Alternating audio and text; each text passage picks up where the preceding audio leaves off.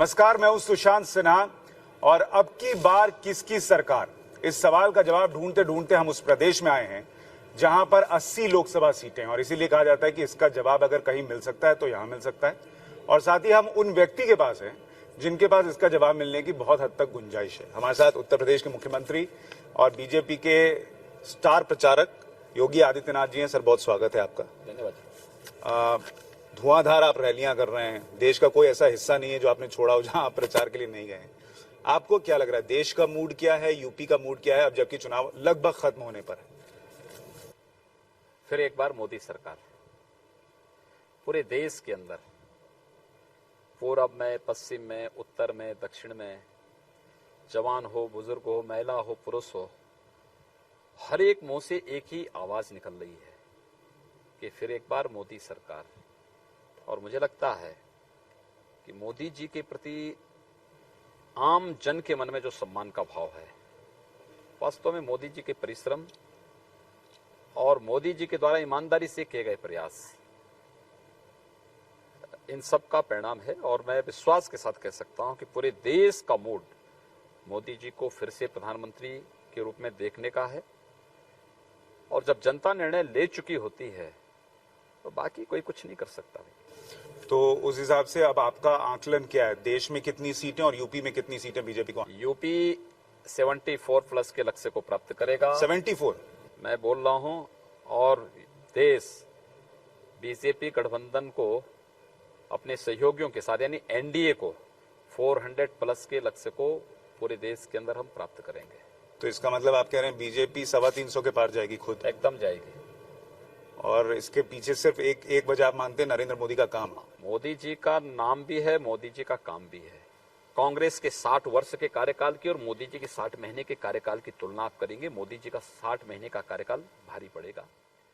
आज जब विपक्ष के पास कोई मुद्दा नहीं बचा है, वो मुद्दा विहीन हो चुका है, वो विकास के मुद्दे पे चुनाव नहीं लड़ना चाहता, वो सुरक्षा के मुद्दे पे चुनाव नहीं लड़ना चाहता, इसलिए वह व्यक्तिगत टीका टिप्पणी पे उतारू हो चुका है। और यही कारण है कि आज राहुल गांधी को बार बार सुप्रीम कोर्ट में माफी मांगनी पड़ रही है। लेकिन ये माफी कब तक और कहां मांगेंगे? लेकिन सर, यही आरोप विपक्ष लगा रहा है कि आप विकास के मुद्दे पे चुनाव नहीं लड़ रहे और 5वां चरण खत्म होते होते आज की तारीख में ऐसा लग रहा है चुनाव प्रधानमंत्री नरेंद्र मोदी वर्सेस पूर्व प्रधानमंत्री राजीव गांधी हो गया। अब राजीव गांधी कहां से आ गए? मैंने क्या कहा, देखिए, प्रधानमंत्री मोदी जी ने कुछ भी गलत नहीं कहा। प्रतापगढ़ की जिस रैली में प्रधानमंत्री मोदी जी का ये भाषण है, मैं उस रैली में रहा हूं और उन्होंने इस बात को कहा कि कांग्रेस की विरासत है जो मिस्टर क्लीन कहते कहते राजीव गांधी को कहां तक पहुंचा दी। क्या ये सच नहीं? 1994 में जब भोपाल का यूनियन कार्बाइड की दुर्घटना घटित हुई थी, उसका मुख्य अपराधी एंडरसन को सरकारी विमान से दिल्ली पहुंचाने और फिर दिल्ली से भगाने में उस समय की कांग्रेस की सरकार का योगदान था। सर, उसका 2019 में क्या लेना? क्या कह रहा हूं भाई, राजीव गांधी तो चुनावी मैदान में नहीं कह रहा हूं, सवाल ये नहीं। आप देश की सुरक्षा के साथ और देश के हजारों लोगों के साथ, हजारों लोग मारे गए थे भोपाल में। आज भी 34-35 वर्ष के बाद भी जो बच्चे पैदा हो रहे हैं यूनियन कार्बाइड से रिसीव हुई जहरीली गैस के कारण, आज भी उनमें दिव्यांगता के लक्षण दिखाई देते हैं। वे आज भी उस विकरण के शिकार हैं। कोई कारण नहीं। सिखों का नरसंहार इस देश में होता है, क्या इसके लिए कांग्रेस इसका जवाब देगी? नहीं, लेकिन जो विश्लेषक है सर, उनका ये कहना है कि आप राजीव गांधी को इसलिए लाए आज की तारीख में क्योंकि अब पंजाब में वोट होना है, ऐसा नहीं, भोपाल में वोट होना है, अब दिल्ली में वोट, ऐसा नहीं। सच्चाई सामने, देश के सामने आनी चाहिए। और सामने इसलिए आनी चाहिए, इस देश के लोकतंत्र का गला घोटने का काम किसने किया? क्या राहुल गांधी माफी मांगेंगे देश से? देश के अंदर इमरजेंसी लगाने वाली कांग्रेस, देश के अंदर सिखों का नरसंहार करने वाली कांग्रेस, देश के अंदर यूनियन कार्बाइड के लिए जिम्मेदार अपराधी को भगाने वाली कांग्रेस, वो फोर्स का मुख्य दलाल क्वात्रोची को संरक्षण देने वाली कांग्रेस, देश के अंदर अपनी कुशासन के नाते भ्रष्टाचार यानी ये से जेड तक अल्फाबेट के जितने भी ये वर्ड हैं, एक भी ऐसा अक्षर नहीं होगा जिसके नाम पे कांग्रेस ने एक न एक भ्रष्टाचार न पर किया। सर मैं ये कह रहा हूँ, जब मैं भोपाल कहता- कांड हुआ, जब 84 के दंगे हुए, तब राहुल गांधी की उम्र क्या थी? मैं कहता हूं आज सवाल राहुल ये गांधी है, से उनसे क्यों माफी राहुल गांधी उसी कांग्रेस की विरासत के हिस्से हैं जिनके नाम पे वो राजनीति कर रहे हैं, जिनके नाम पे वो राजनीति कर रहे हैं। यानी अगर आज मोदी जी के नेतृत्व में भारत वैश्विक मंच पे सफलता प्राप्त करता है, भारत की सेना अपने शौर्य और पराक्रम का कहीं लोहा मनवाती है, तो इसका श्रेय मोदी जी को नहीं मिलना चाहिए, लेकिन इंदिरा जी के समय उसका श्रेय इंदिरा जी को मिलना चाहिए, नेहरू जी के समय उसका श्रेय नेहरू जी को मिलना चाहिए, राजीव जी के समय उसका श्रेय राजीव जी को मिलना चाहिए, क्योंकि वो विशेष खानदान के हैं, सोने की चमच लेकर के पैदा हुए हैं, इसलिए उनका श्रेय उसका मिलना चाहिए। और एक गरीब घर में पैदा होने वाले नरेंद्र मोदी जी को इसका श्रेय नहीं मिलना चाहिए। ये मीठा मीठा गब कड़ा कड़ा थून नहीं चलेगा। ये देश जानना चाहता है कि इस देश के साथ समय समय पर किस किसने धोखा किया है, ये देश जानना चाहता है और इस देश को इसका जवाब चाहिए। नहीं, पर सवाल ये है ना सर कि अगर राजीव गांधी छुट्टियां मना रहे थे सरकारी तंत्र का दुरुपयोग करके, या उनकी वो घोटाले में लिप्त थे, तो ये 5 साल में वाक्य क्यों नहीं बताया गया? जब पंजाब, दिल्ली और भोपाल में वोट पड़ना है तब क्यों याद दिलाया जा रहा है? ये वाक्य कांग्रेस के उन कृत्यों के कारण हुआ है जिन्होंने प्रधानमंत्री जी के दौरे पर प्रश्न उठाए हैं। पहले प्रधानमंत्री हैं आजादी के बाद जिन्होंने 5 साल में एक भी दिन की छुट्टी अपने लिए नहीं ली, एक भी दिन की छुट्टी नहीं ली, जिनका अपना व्यक्तिगत कुछ नहीं है, सब कुछ देश के लिए है। शर्म नहीं आती इन लोगों को बोलने में? प्रधानमंत्री संस्था को बदनाम करने में इनको कहीं भी संकोच भी है कोई? लेकिन जो लोग देश के संसाधनों का उपयोग करके आर्मी या फिर हमारी नौसेना या वायुसेना के संसाधनों का उपयोग करके अपनी व्यक्तिगत छुट्टियां मनाते थे, इस पर टिप्पणी होनी चाहिए, क्योंकि ये देश की प्रॉपर्टी है और देश की प्रॉपर्टी के साथ खिलवाड़ करने की छूट किसी को नहीं दी जा सकती। लेकिन जब आप रैलियों में बोलते हैं, ये आप जब बोलते हैं तो विवादित निकल जाता है या आप जानबूझकर बोलते हैं? क्या है? देखिए, दोनों चीजें हैं। हम न विवाद के पक्षधर हैं न विवाद करना चाहते हैं, लेकिन कांग्रेस का घोषणा पत्र आया, कांग्रेस के घोषणा पत्र में कहा जाता है कि हम देशद्रोह की धारा समाप्त करेंगे, कश्मीर और नॉर्थ ईस्ट में सेना को मिले हुए विशेष अधिकारों को समाप्त करेंगे। यानी कांग्रेस देश के अंदर आतंकवाद को, कांग्रेस देश के अंदर जिस प्रकार की नीतियों को लागू करना चाहती हो, देश की सुरक्षा के साथ खिलवाड़ कर रही है। सहारनपुर के मंच पे गठबंधन की रैली में, जिस सहारनपुर में कांसी राम जी के नाम पर बने हुए मेडिकल कॉलेज का नाम बदल करके अखिलेश यादव ने किसी दूसरे के नाम पे कर दिया, बाबा साहब भीमराव अंबेडकर के नाम पर बने हुए एक मेडिकल कॉलेज का नाम पिछली सरकार ने किसी दूसरे के नाम पे कर दिया। उस मंच पर मायावती जी का भाषण आप लोगों ने सुना होगा ना, वो सीधे सीधे मुसलमानों का आह्वान कर रही है वे गठबंधन को वोट दें। जब वो सीधे सीधे कह रही तो आचार संहिता का उल्लंघन तो उन्होंने किया, हमने तो नहीं किया। हमने तो विकास नहीं, मैंने कहा ये चुनाव आयोग एक संवैधानिक संस्था, हमने उसका सम्मान किया। पर सर आप दिल्ली गए, आप वहां संवैधानिक पद पर बैठे मुख्यमंत्री हैं अरविंद केजरीवाल, आपने कहा लतखोर है। मैंने कहा बिल्कुल, हमने कहा ये व्यक्ति बार बार मार खाता, अपने कारणों से मार खाता है। पर ये लतखोर शब्द उचित? मैंने कहा जो व्यक्ति जिस प्रकार की भाषा को के लिए उपयोगी हो उसके लिए वह शब्द का उपयोग किया जाना चाहिए, क्योंकि जिस व्यक्ति के द्वारा संवैधानिक पद पर बैठ करके और जनता की समस्याओं को समाधान करने की बजाय जो व्यक्ति धरना प्रदर्शन करके न्यूसेंस क्रिएट करता हो और फिर पब्लिक मारती हो उसको, एक बार मार पड़ी है क्या? कई बार मार पड़ चुकी है। ये नौटंकी बार बार नहीं चलेगी देश के अंदर। आप बेवकूफ एक बार बना सकते हैं, बार बार नहीं बना सकते हैं। तो आप कह रहे हैं उनको मार ठीक पड़ी? मैंने कहा मार का हम समर्थन नहीं करते, लेकिन उनके जो कृत्य हैं पब्लिक में कितना उबाल है उनके प्रति। तो पर सर आप ऐसा बोलेंगे तब तो पब्लिक और करेगी, मैं तो क्या नेताओं के लिए खतरा हो जाएगा। खतरा नहीं होगा, नेताओं को अपना चरित्र सुधारना पड़ेगा। जो करते हैं वो बोलें और जो बोलते हैं वो करें, नहीं तो पब्लिक मारेगी। मुझे लगता है पब्लिक के जीवन के साथ खिलवाड़ करोगे, उनकी सुविधाओं पे डकैती डालोगे, तो मुझे लगता है कि एक समय के बाद उसका धैर्य जवाब देगा। नहीं, पर उसका अधिकार तो ईवीएम में वोट कैद करा के है ना सर, किसी को मारना। मैंने क्या कहा भैया, ये आक्रोश की पराकाष्ठा है। जब ये लोग धरना प्रदर्शन करके न्यूसेंस क्रिएट करते हैं तो अच्छा, तब अच्छा जब सभी कानूनी बंदिशों को तोड़ते हैं। एक मुख्यमंत्री रहते हुए जबरदस्ती गवर्नर के और डिप्टी गवर्नर के कार्यालय में जाकर के वहां महीनों महीनों धरना देंगे तो अच्छा, क्या ये शोभा देता है? एक संवैधानिक पद पर बैठे हुए व्यक्ति को ये शोभा देता है? फिर सवाल उठते हैं जब आप हरे रंग को वायरस बताते हैं, हरा वायरस। कुछ भी गलत नहीं, आप अली बजरंगबली को कुछ नहीं कहा, कुछ भी गलत नहीं कहा। जो मैंने पहले कहा था वो आज भी बोल रहा हूं। आप राजनीति मुद्दों पर करिए, विकास के लिए करिए। क्या कांग्रेस का अपना झंडा नहीं? देश की सबसे पुरानी पार्टी है कांग्रेस। तो राहुल गांधी वायनाड गए, किस बात को लेके गए? वहां जिस प्रकार के झंडे नजर आ रहे थे, क्या साबित करते हैं? सर वो तो मुस्लिम लीग का झंडा। अरे भैया, किसी का भी झंडा हो, कोई भी हो, आप नाम परिवर्तित कर देंगे तो इसका मतलब ये है कि आप उसके साथ गठबंधन कर लेंगे। यानी उत्तर भारत में आएंगे तो मंदिर मंदिर जाकर के जनेऊ दिखा के अपने को जनेऊधारी हिंदू कहेंगे, और केरल में जाएंगे तो वहां जाकर के जो है दूसरे उसमें जो है जनता को बेवकूफ बनाएंगे। ये सब नहीं चलेगा, ये जनता देख रही है सब। पर सर उस पार्टी का झंडा ही हरा है, वो क्या लेके घूमेंगे? भैया मैं उनका कह रहा हूं, गठबंधन है। कांग्रेस पार्टी इस बात को जानती नहीं कि देश के विभाजन का कारण मुस्लिम लीग रही है। पर ये मुस्लिम लीग अलग है सर। ये इसको क्या कह रहा हूं? इसको चुनाव आयोग ने मान्यता दे रखी पार्टी है। मैं क्या कह रहा हूं? सवाल ये है, जब देश का विभाजन हुआ था उस समय भी इस देश के अंदर एक मुस्लिम लीग था। बहुत सारे लोग आज भी, कांग्रेस के एक नेता ने कहा ही ना कि जिन्ना भी कांग्रेस के ही नेता हैं। तो ये तो कांग्रेस के संस्कार हैं, देश के सामने सब आने चाहिए।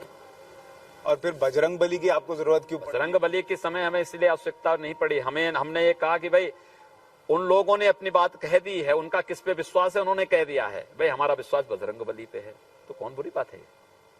नहीं, लेकिन आप तो जब इस चुनाव में उन्होंने, आप कह रहे हैं कि विश्वास किसी और पे जताया, लेकिन बजरंगबली पहले आप लाए थे सर विधानसभा चुनावों के बाद। विधानसभा चुनाव में नहीं, उस समय भी श्री कमलनाथ जी ने जो बात कही थी, उन्होंने कहा था उस समय के जो बयान दिया था उस सबको आप एक बार देखिए पहले, और उसके बाद ही उसका जवाब मैंने दिया था। लेकिन आप तो मुख्यमंत्री हैं संवैधानिक पद पर। मैं इसलिए कह रहा हूं, संवैधानिक पद पर रहते हुए मुझे इस प्रकार की संवैधानिक बात बोलने की भी आवश्यकता है कि मेरी आस्था बजरंगबली पर है। मैं अपनी आस्था को छुपा नहीं सकता। चुनाव आयोग ने मुझे बैन किया, मैं बजरंगबली के हर प्रतिष्ठित मंदिर में गया दर्शन करने के लिए। क्या मुझे रोक दिया किसी ने? अच्छा, एक चीज बताइएगा सर, आप चूंकि बहुत स्पष्ट बोलते हैं, कोई लाग लपेट नहीं है, ये इस सवाल का जवाब मैं चाहता हूं आप दिल से दें। क्या ये सच नहीं है कि जब आप पर बैन लगा तो आप जानबूझकर मंदिर मंदिर गए कि मेरी आवाज रोक सकते हो, लेकिन जो ये तस्वीरें इसको कैसे रोकोगे? बिल्कुल ठीक बात है। मैं कहता हूं, मैंने अपराध क्या किया था? मुझे 72 घंटे का रोक लगाया। जो नेता मंच से खुलेआम मुस्लिम वोट की अपील कर रही है या कर रहे हैं, जो लोग सपा बसपा का गठबंधन कर रहा था, उन पे किस प्रकार की रोक थी और मुझ पे किस प्रकार की रोक थी? क्या ये न्याय था? और अगर केवल बजरंगबली कहने पे मुझ पर बैन लगता है तो मेरा दायित्व है कि मैं अपनी आस्था को जनता के सामने फिर खुल के प्रकट करूं। क्या कभी आपको ऐसा लगता है कि जब भी हम डिबेट्स भी करते हैं तो कहा यह जाता है कि नरेंद्र मोदी सबका साथ सबकी विकास की बात करते हैं, लेकिन मुसलमानों के मन में बात ये आती है कि योगी आदित्यनाथ उसको फॉलो नहीं करते और उससे बीजेपी की और नरेंद्र मोदी की छवि को नुकसान पहुंचता है? मैं कहता हूं, योगी आदित्यनाथ तो यूपी में है ना। पूरे देश के मुसलमान क्यों नहीं इस बात की घोषणा करते हैं, फतवा जारी कर लेते हैं कि हम बीजेपी को वोट देंगे। एक दूसरी बात, मुझे लगता है ये नासमझी होगी किसी भी व्यक्ति की जो व्यक्ति इस प्रकार की चर्चा करता है। और इसलिए मैं कहता हूं, 2 साल में यूपी में कोई दंगा हुआ? यूपी में किसी भी केंद्र और प्रदेश सरकार की योजना का कुल मुस्लिम पॉपुलेशन यूपी में है 17% और योजनाओं का लाभ मिला है उन्हें 30%। अगर हमें भेद करना होता तो 30% लाभ उन्हें नहीं मिलता। तो फिर भी मुसलमान योगी जी से डरता क्यों? मुझसे कोई डरता नहीं भैया, ये आपकी गलतफहमी है। लोग डराते हैं आपके नाम पर। नहीं, मेरे नाम पे कोई डराता है, डरता हो तो ये उसकी भूल हो सकती है। आप लोगों ने जो होबा खड़ा किया है ये उसका परिणाम हो सकता है। मुझसे कोई नहीं डरता है। सर वो कहते हैं कि मोदी जी काम करते हैं और योगी जी पोलराइज करते हैं। योगी जी के साथ मत दीजिए ना, मोदी जी का साथ दे देंगे तो मैं मान लूंगा कि मेरे साथ दे दिया। आप मोदी जी का साथ दीजिए, क्योंकि मोदी जी हमारे नेता हैं और हमारी तो ये हार्दिक इच्छा है कि हर भारतीय मोदी जी का साथ दे, हम मान लेंगे हमारे साथ। अच्छा, एक और नाम जो आपकी रैलियों में लगातार है वो है बुआ बबुआ की जोड़ी का, जिस पर आप बहुत हमलावर हैं। मैं आपके बयानों पर आऊं उससे पहले एक बयान वरुण गांधी ने दिया। उन्होंने कहा कि ये तो पाकिस्तान वाले हैं। आपको भी लगता है ये बुआ बबुआ की जोड़ी पाकिस्तान की है? देखिए, मैं किसी को पाकिस्तानी नहीं कहूंगा। हिंदुस्तान में 130 करोड़ की आबादी हो, किसी जाति, किसी मत, किसी मजहब का हो, वो हिंदुस्तानी है। लेकिन हाँ, हिंदुस्तानी रहते हुए हिंदुस्तान के बारे में उनकी सोच को बदलना होगा। हिंदुस्तान के विकास के बारे में, हिंदुस्तान की समृद्धि के बारे में, हिंदुस्तान की सुरक्षा के बारे में, 130 करोड़ की आबादी के बारे में उनको सोचना होगा। मैंने बुआ बबुआ पे कोई व्यक्तिगत हमला नहीं किया, लेकिन हाँ, उनकी नीतियों को लेकर जरूर किया है। जो लोग एक दूसरे को क्या बोलते थे, ये सच है ना कि मायावती जी ने पिछले चुनाव में एक बात कही थी कि अगर जब बाबा साहब भीमराव अंबेडकर के नाम पे कॉलेज का नाम बदला था, और चुनाव के दौरान उन्होंने इस बात को कहा था कि बाप से ज्यादा जहर बेटे में है। अगर बाबा साहब भीमराव अंबेडकर और उनका संविधान नहीं होता तो ये जो उस समय अखिलेश यादव के बारे में उन्होंने इस बात को कही थी कि ये व्यक्ति सेफई में किसी जमींदार के घर में भैंस चरा रहा होता। क्या ये सच नहीं?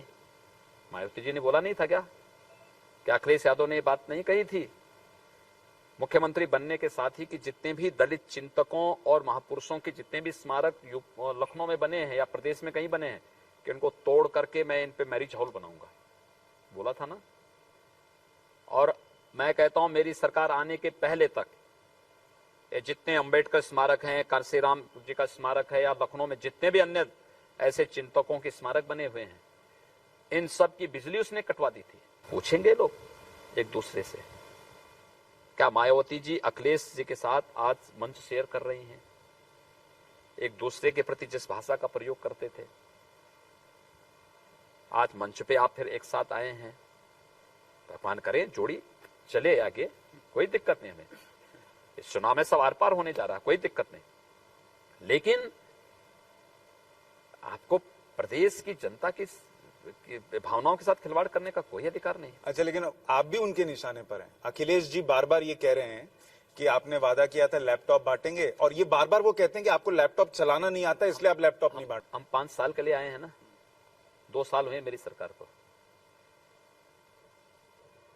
हमने 5 साल का अपना कार्यक्रम तय किया है।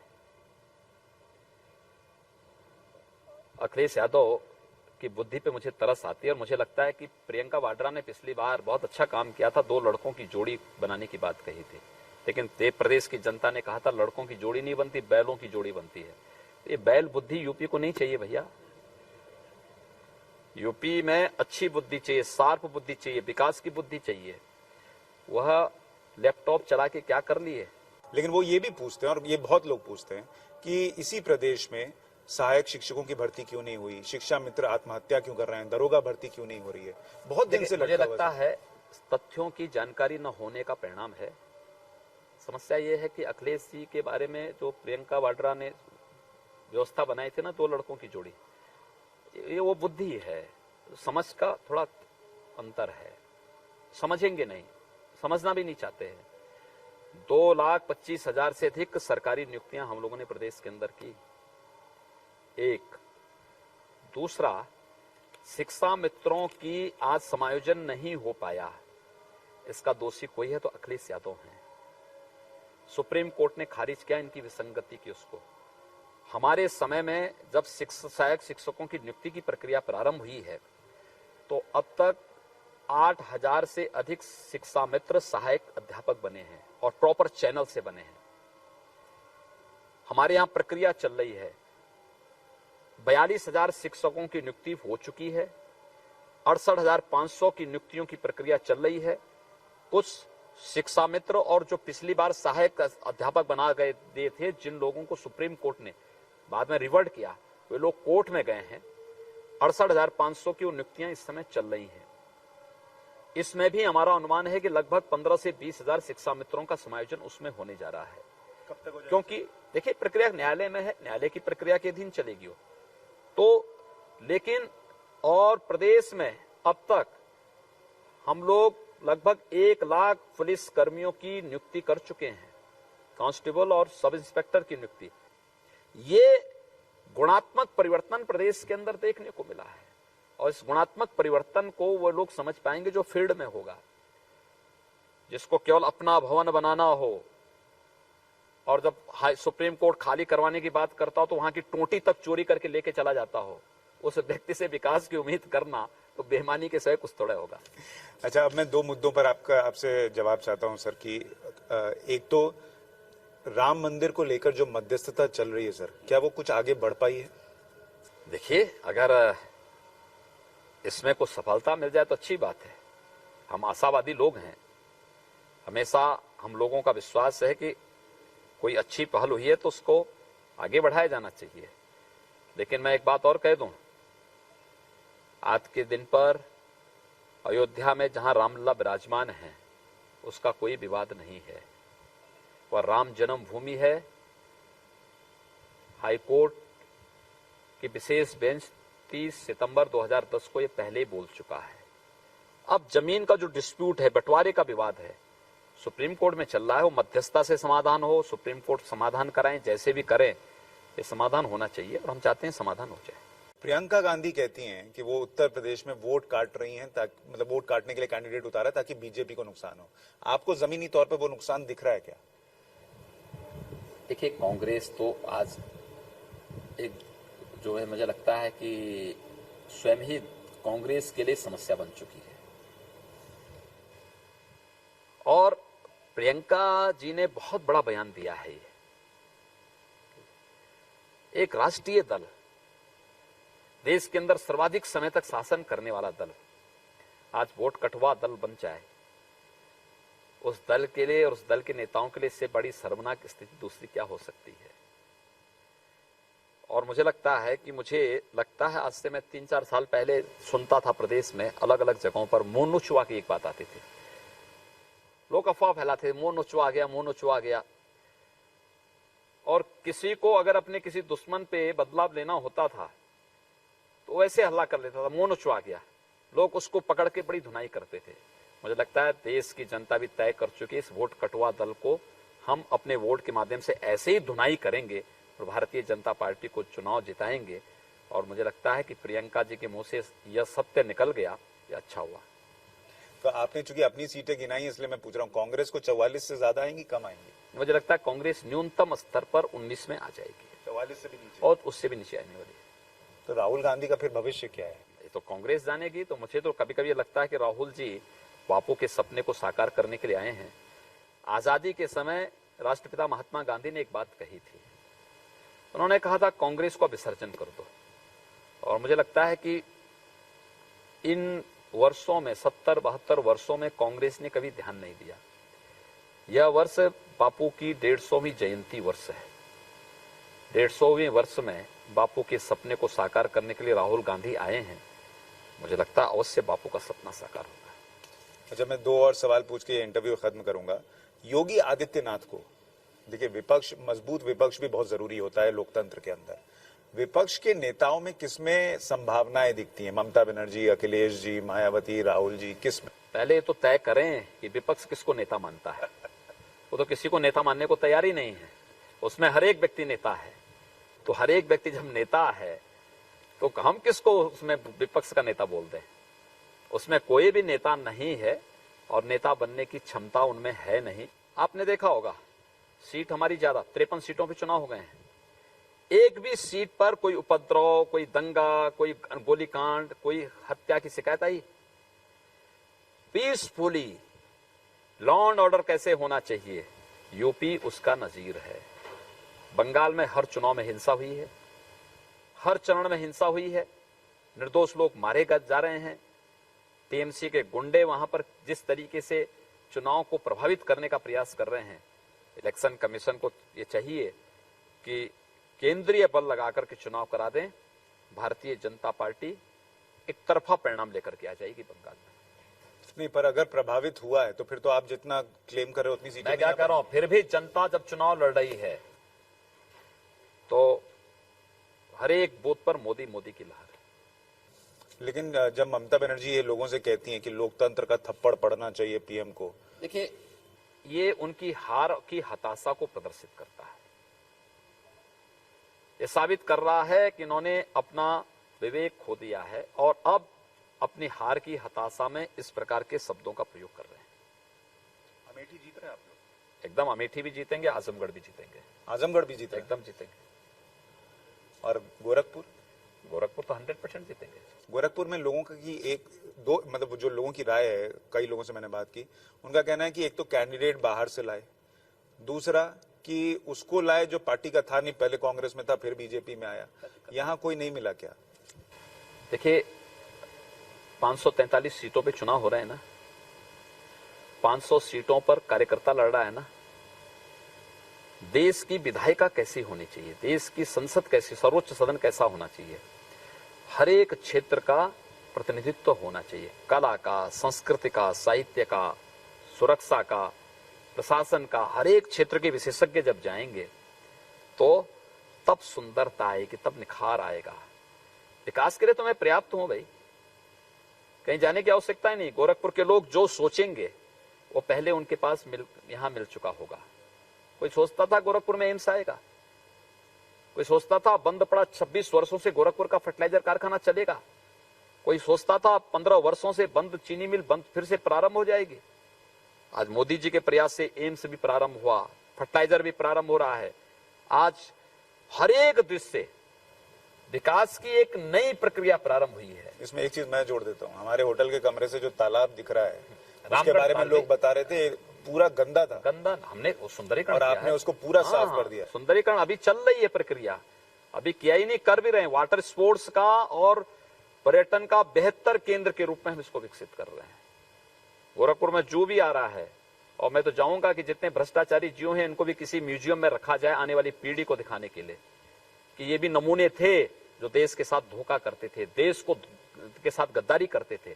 इन नमूनों को भी किसी म्यूजियम में रखा जाना चाहिए।